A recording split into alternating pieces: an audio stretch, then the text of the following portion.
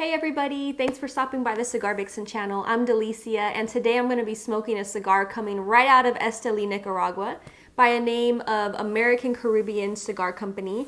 And they've been around for quite a while actually. They've been in Esteli, as I mentioned, with a factory producing cigars for other people in the industry. For example, they make some of Gurkha cigars, Tarano, Licia, so some names that you may or may not have heard of by now.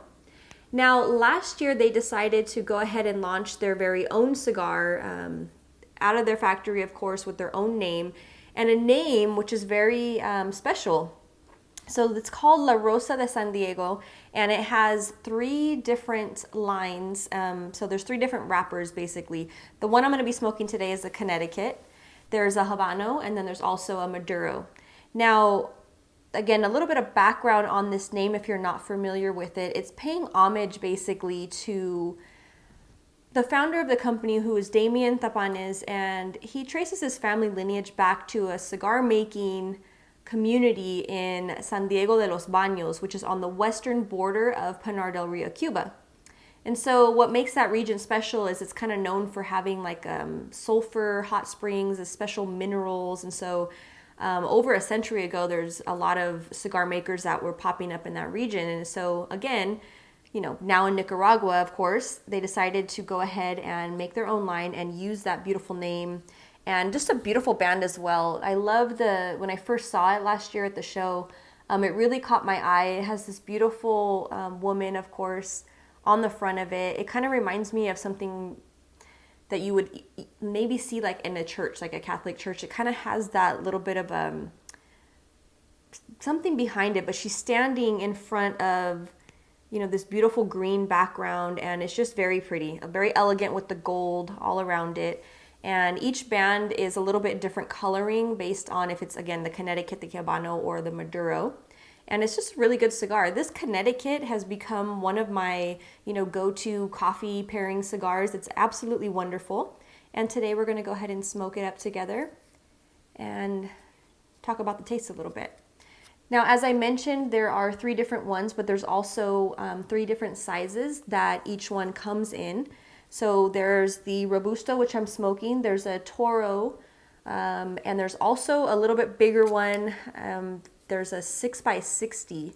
So again, I'm not a huge fan of the larger ring gauges, so I stick with the Robusto. But again, if you like those larger gauges, there is that one available for you as well in each different wrapper. So I mentioned that the wrapper is Connecticut, and it's an Ecuadorian Connecticut. So you're gonna get a lot of that extra little hint of spiciness, being that it's from Ecuador. Now the binder is also Ecuadorian, and the filler is a mixture of Nicaraguan and Pennsylvania filler. So very interesting taste on this one, but let's go ahead and just get into it, shall we?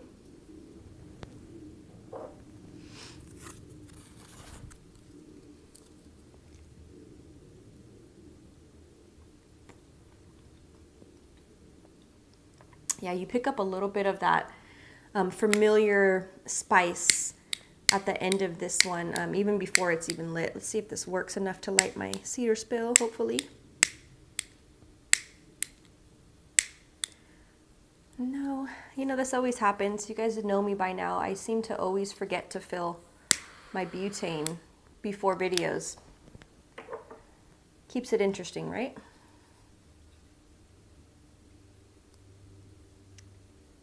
This has a beautiful aroma too, as soon as you start toasting it up.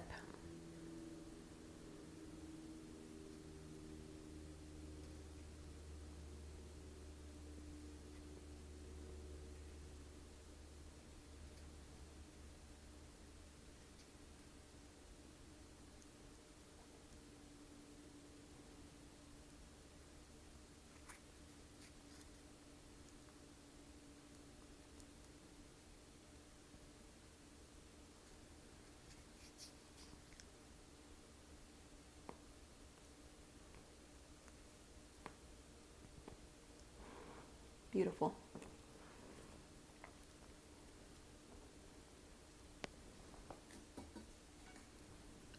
Right away you get a nice toastiness to it, which You guys hear me say that a lot, but it's one of my favorite things. That initial toastiness that hits you is just, it's like an open invitation to continue to smoke some more. I love it.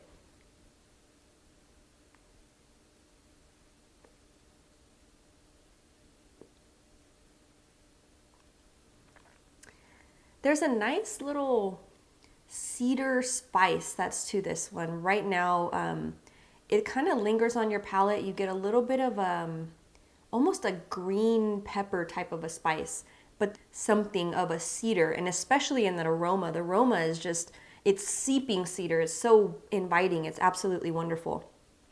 There's a little bit of a creaminess to it, and really those are like the predominant flavors right about now that we're sticking with. So as always, stay tuned for the second third. I'll be back in a moment. So getting into the second third, the flavors are still with some of the cedar and really a combination of green and black pepper that are kind of just shifting back and forth between the two. There's just a nice spiciness that's pretty unique for this type of profile, I would say. But you still get a little bit of a creaminess on the finish. And there's been an introduction of kind of a little bit of a grass type of background to it as well. So, so far smoking very nicely. The ash is holding on quite well. And just gonna keep smoking it down and come back and check you out for the last final third. But before I do that, check out the behind the scenes, because this cigar is featured in the 2017 Cigar Vixen Calendar.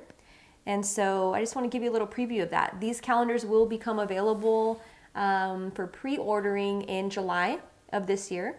And so check out the little behind the scenes fun.